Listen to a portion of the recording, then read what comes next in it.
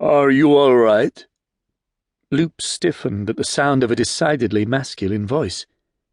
The deep tone rumbled down her spine, followed by a wave of heat that chased away some of the cold.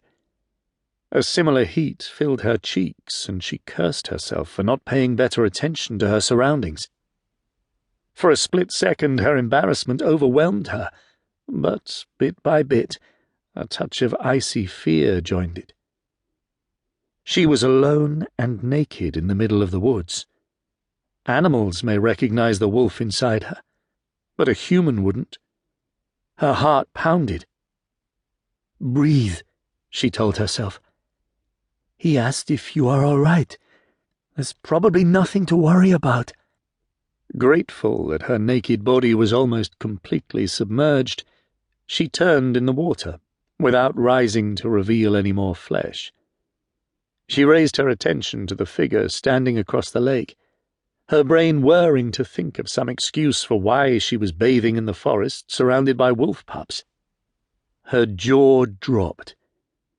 The most gorgeous man she'd ever seen was standing at the edge of the lake.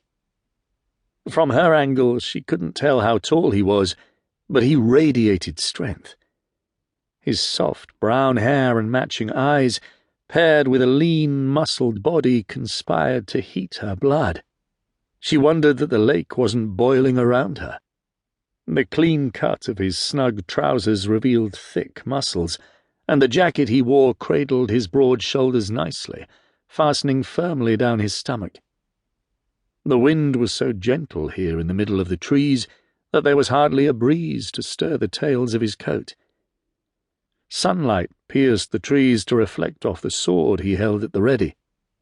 He tracked the wolf swimming around her, his body tense as if prepared to leap in and defend her. An irrational surge of anger rose inside Loop. She squashed it immediately. Anger was not an emotion she could afford to have, not when the wolf inside her constantly waited for an opportunity to escape.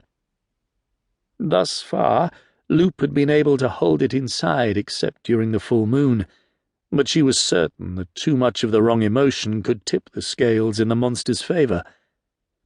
"Not all wolves are dangerous," she said, finally managing to get herself under control. "It's only when they've been mistreated or threatened that they are forced to defend themselves." The irony of her words was not lost on her. The man's eyebrows shot up, and he contemplated her with renewed interest. He glanced at the wolf swimming around her, studying the beast for a moment. Finally, he sheathed the sword at his side. "You're right," he agreed. "Wolves are not dangerous by nature. Forgive my assumption." His gaze moved to something behind her, and Loop grinned as she heard 3 splashes. Apparently the pups had decided to join her after all.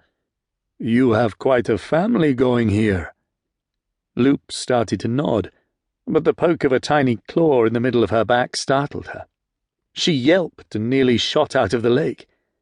Remembering her nudity in time to keep her from baring herself to the stranger, she stayed low in the water.